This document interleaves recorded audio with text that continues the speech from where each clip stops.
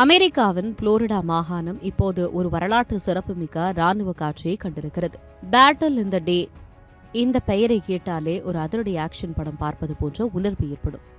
அந்த பெயருக்கு ஏற்றாற் போலவே அமெரிக்காவின் டாம்பா கடற்கரை பகுதியில் இந்திய சிறப்பு படை கமாண்டோக்கள் நடத்திய சாகசங்கள் அங்கிருந்த 70க்கும் மேற்பட்ட நாடுகளின் ராணுவ தலைவர்களை வியப்பில் ஆழ்த்தியுள்ளது. 2026 ஆண்டிற்கான சர்வதேச சிறப்பு படைகளின் வாரத்தை முன்னிட்டு அமெரிக்க ராணுவம் நடத்திய இந்த பிரம்மாண்ட போர் ஒத்திகையில் இந்திய ராணுவம் முதல் முறையாக தனது முத்திரையை பதித்துள்ளது.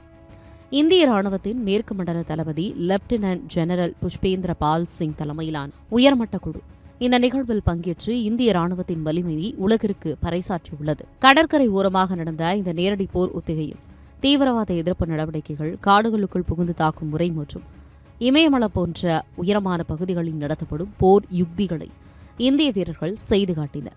குறிப்பாக கேபெக்ஸ் எனப்படும் இந்த திறன் வெளிப்படுத்தும் நிகழ்வில் இந்தியா முதல் முறையாக தனது கமாண்டோக்களை களமிறக்கியது ஒரு மிகப்பெரிய மைல்கல்லாக பார்க்கப்படுகிறது.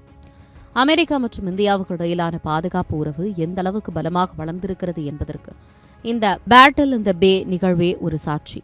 70க்கும் மேற்பட்ட நாடுகளின் பாதுகாப்பு துறை தலைவர்கள் முன்னிலையில் இந்திய கமாண்டோக்கள் காட்டிய அந்த வேகம் மற்றும் துல்லியம் இந்திய ராணுவத்தின் உலகளாவிய அடையாளத்தை அடுத்த கட்டத்திற்கு எடுத்து சென்றுள்ளது. எதிர்கால போர்களின் நவீன தொழில்நுட்பமும் வீரமும் இணைந்து எப்படி செயல்பட வேண்டும் என்பதற்கு இந்திய வீரர்களின் இந்த சாகசம் ஒரு முன்னுதாரணமாக அமைந்தது.